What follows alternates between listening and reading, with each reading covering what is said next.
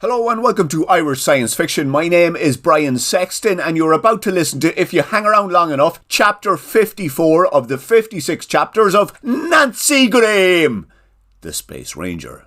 So, a hen, it's a da, it's a tree, and away we go. Roadside transportation node Sozman 85 on the planet of Jupiter is and was a place of very little significance in the course of Jupiterian history. The very little significance that it had and has involved an elderly former tunnel-digging noob known to himself and a close circle of acquaintances as Dungula the Almighty, or Mighty. In the late evening of the 9th day of the first human expedition to another planet, Mighty was leading a group of fellow noobs towards the Jupiterian capital of Sozman City, also known as Hobla Granicor, with the aim of overthrowing the Sozniak army and its namesake Commander-in-Chief, Sozman Borkstapel. None of them were prepared or equipped for the task. "What did that fat fella say we were supposed to do?" Mighty asked his fellow much younger colleagues. The group had left Chapter 51 with Mighty as their newly appointed leader, who had half agreed to lead them on a reluctant mission to overthrow Sozman Borkstapel, and following a medium-length walk, which in Jupiterian terms involved a Scrumptolian Dipple length of trekking, they had arrived at a clearing in the vegetation they had been making their way through, and a collection of three fairly large domed grey buildings, which had been constructed next to a now deactivated moving roadway. The buildings and the clearing were known to the garrison of three Sozniaks as Roadside Transportation Node Sozniak 85. It was, on some bureaucratic level, important to maintain, despite the fact that necessity for the roadway had been superseded by Aldrin and Crystal-powered flying transports, all of which meant that the three guardians of the place were left with little to do except eat and run irregular checks on the Omperdon gun they were given, but had never been given opportunity to use. "The sheriff told us to begin the assault on Sozman City," noted one of the younger noobs that had diligently followed Mighty on his grumpy, unenthusiastic trek. You should know. You were there when he said it." "It's disrespectful to call the sheriff fat," noted another noob. He is wise and strong and the architect of the Army of Darkness. And he talks to the gut," noted another younger noob. Mighty crouched down at the edge of the clearing and looked across towards the buildings. He recognised smoke, the smell of food, and a tracked vehicle, the purpose of which he could not determine. Of those three things, the smell of food took priority. "Right, I think this looks a bit like Sozman City. If anyone asks, we thought it was Sozman City, or someone told us it was Sozman City. So the first thing we need to do is secure the food and eat it. No, wait. The first thing we need to do is clear this place of the, whatever they are, guards. And once we do that, we will have a feed. That'll be enough. We can just wait here for the fat lad to finish off whatever he's at. And then maybe go watch an angle ball game. Hang on. Did you say that fat lad talks to the gut?" "Yes, of course the sheriff talks to the gut. Every noob knows that. How do you think he was able to create such a great army and free us from the labyrinth of Chunticle so quickly?" replied one of the noobs. "And he deserves a lot more respect than you're giving him. He talks to the gut," noted another. "Every noob knows that," repeated another. "How?" asked Mighty. "I don't know. It's very magical. I imagine he closes his eyes and his mind gets transported into a magical immortal realm." "Where you can ask questions," suggested another. "Yeah, it has to be very special." "Yeah, I've seen him close his eyes," said another noob. Yeah, me too."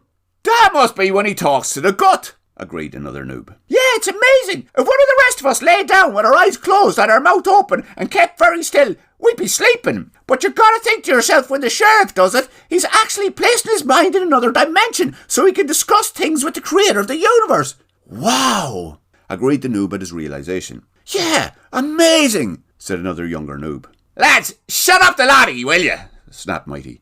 "I was asking ye how ye know that buck talks to the gut. All I can tell about the man is that he's fat, a bit stupid and useless at judging Jupiterians."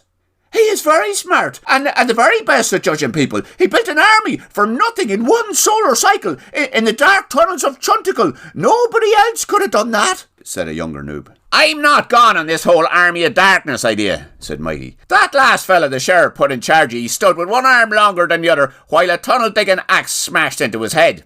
And the fella the sheriff then put in charge after that is not much better. Like, I'm old, and I'm slow, and a good bit lazy. There's no way I'd put myself in charge of anything, so I don't know what you're all going on about with this smart, gut-talking architect of the Army of Darkness. Anyways, shut up, will ye? You're giving me a pain in the head. We need to attack and secure the dinner. I mean, attack and secure the three buildings and track what's it out there in the clearing. For the fat lad, so we can all watch Nangle Ball, or something. You know what? I don't really give a shite. Let's get on with it, I'm hungry. And with those words, the less than epic assault on Roadside Transportation Node Sozniak 85 began. The assault was less than epic because a hastily assembled, badly trained, straggily dressed, poorly armed, unmotivated, self-titled Army of Darkness was never going to have much of a chance beating a well-fed, neatly uniformed, magic-using, Operadom-armed garrison of Sozniaks, even if they had the element of surprise, which they did, briefly. The briefly lasted until Mighty had hobbled halfway across the open ground from the edge of the vegetation himself and the newly created division of noobs had been traipsing through and shouted, "Hey, Sozniaks! We are the..." Mighty paused his yelling to turn to the rest of his group of 8 would-be warriors and ask, "Who are we again?" and be told, "The Army of Darkness." All of which meant the 3 Sozniaks on the interior of the smoke-emitting, tasty-smelling building nearest the would-be warriors paused their evening meal and wondered aloud, "How in Bongerlon is that at this place at this hour?" "Army of Darkness," was the unbidden response to their silent wondering. "Come out and fight us so we can kick the shite out of you and eat your dinners." "No!" was the response Mighty heard yelled back from inside the building. It was followed by another yell, which consisted of the words, "We'll be out in a while." A well-trained, well-informed and motivated enemy might have been able to take advantage of the Sozniak's lazy response to the announced threat, and use that advantage to gain control of, activate, and use the tracked Operadom gun to pulverise the building containing the Sozniaks. But the Army of Darkness had no concept of an Operadom gun, or what it was capable of, and resorted to more shouting and goading. "You're just afraid of us! Too afraid! Afraid to fight!" shouted Mighty. "No, we're not!" came the reply. It was followed by a door opening, 3 blue uniformed Jupiterians running in the direction of what Mighty had observed as a tracked vehicle, the purpose of which he could not determine, and clambering on top of the vehicle, and hastily manoeuvring the levers on that vehicle until it emitted a large huzzump and shot a single bolt of light in the direction of Mighty and the noobs, and killed 2 of the noobs, Noob 6183 and Noob 6185 respectively, and shattered the legs of Noob 6187 and Mighty. Now, listener, you already know this, but it bears repeating. And the it that bears repeating is that every now and then there are things in between life and the universe that change everything. Small things. Things that often go unnoticed and unmarked. It might be something as simple as a kind word at the right time, or in the case of the failed haphazard impromptu assault by a group of former tunnel-digging noobs on Sozniak Roadside Transportation Node Sozman 85, a selfless act that sows the seeds of a changed outlook on life by almost everyone who hears of it. It's hard to know why the death of an elderly tunnel-digging noob would cause so many Jupiterians to reconsider how they approach life, death, and magic, but it did. "Lads, we're ghosts! Ye lot drag this fella off and find a monk or a witch or, well, I don't know, someone that'll stop him from dying. I'll keep these 2 Sozniaks distracted while ye escape," said Mighty. "Your legs are smashed too," noted one of the still living, bodily intact noobs, all 4 of whom were too stunned into inaction by the sight of an operational Sozniak Operadom gun operating and the effect it had. They knew that 2 of their contemporaries were dead, and the back of their minds now had a sneaking suspicion that the Sheriff and his Army of Darkness might not be the unstoppable force for good that they had assumed it to be. "Don't worry about me, will ye? I don't know how long it's going to take those 2 lads to reset that weapon, but it's going to fire again, as sure as night follows day," said Mighty. "There's 3 Sozniaks," said one of the still stunned and inert noobs. "Don't mind how many of them there is. Get your buddy here and go, will ye? You can stand around staring at each other when it's safe." "What about you?" asked one of the slowly beginning to move noobs.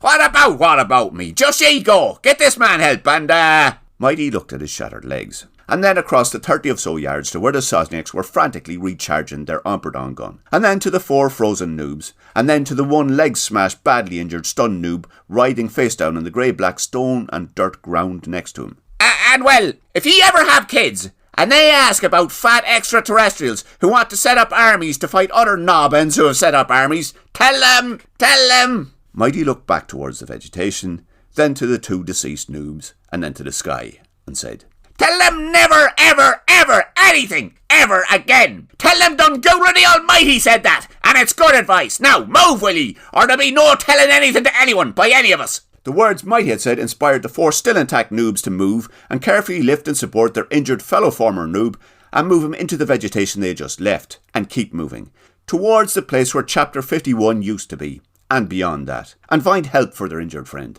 who found a new life and a permanent gratitude to his fellow noobs, and all 5 kept moving into their futures, bringing the story of Dungula the Almighty with them, which turned out to be easy to carry.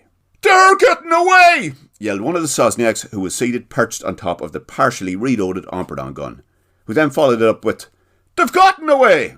"No, we didn't! We're still here!" shouted Mighty from his horizontal vantage point in the stone and dirt ground, halfway between the vegetation and the 3 grey domed buildings and partially reloaded Omperdon gun that together comprise the Sozniak garrison at Roadside Transportation Node Sozniak 85. "One of ye is lying!" shouted another of the Sozniaks. He had his head stuck into the charging compartment and was frantically adjusting the power levers of the Omperdon gun. The length of time it was taking to recharge the gun was causing him frustration, which, truth be told, was his normal state of being. "We're all lying down over here," said Mighty, "and neither of the pair of ye can hit us, and ye have a gun the size of a cantabler glimpse arse. Some army ye are." "There's 3 of us," yelled back the Sozniak, who had perched himself on top of the Omperdon gun. His name, for the record, was Galump Spondontical. The other 2 Sozniaks present were Sping Donovan and Ump McGonley. Ump was the one who had been exasperated by adjusting the power levers on the Omperdon gun. "What do I care how many ye there are?" yelled Mighty. "And anyways, you're not fooling me, there's 2 of ye."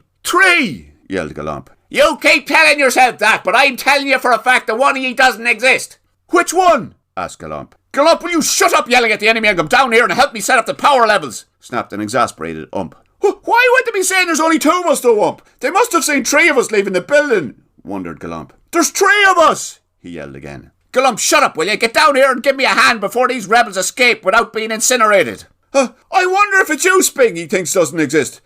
Will you say something so he knows you were there?" shouted Galump. Sping, for his part, said nothing. He was holding the Omperdon charge stationary by means of a magnetic lever, and reluctant to do anything else before it was safely blasted away in the direction of an enemy, or at least in the direction of somewhere other than close proximity to his blue uniformed torso. Why aren't you saying anything, Sping?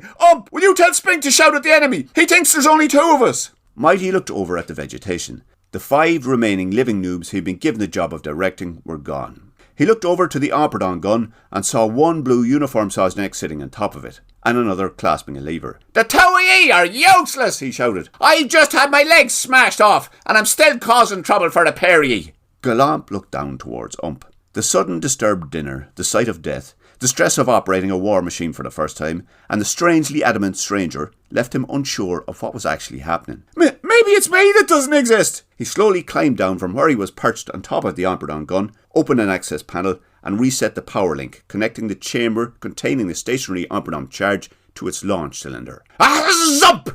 The charge flew across the open ground and grey-strewn dirt to where the former tunnel-digging noob, known to himself and a select few as Dungula the Almighty, was lying, and incinerated him. "That was terrible," grumbled Ump. "If those attackers were any good, they would have overrun the lot of us. Ye 2 are useless," he added, with more than a hint of frustration. "Some of them escaped," noted Galump. "Are you sure you didn't imagine that? You were almost convinced me or Sping didn't exist a moment ago. The only thing that escaped there is your grasp of reality," grumbled Ump. "We should go back and finish the food," suggested Sping, who then uttered a sigh of relief when his 2 colleagues silently traipsed back towards the greystone building and dinner, and away from violent explosive charges and their associated unreliable and unpredictable launch vehicle. And so it was that as the 3 Sozniak guardians of Roadside Transportation Node Sozniak 85 finished their dinner, a group of 5 former tunnel-digging noobs found their way to other Jupiterians. Jupiterians who were happy to help them. Jupiterians who were given something in return for helping the befuddled noobs. A notion of a hero. And, unlike the aged, emaciated, raggedly clothed former tunnel-digging noob known to himself as Dungula the Almighty, the concept of a hero cannot be obliterated with an Omperdon gun. Next to gravity, time, heat, water, and the will of the gut, the notion of a hero is something that cannot really ever be killed.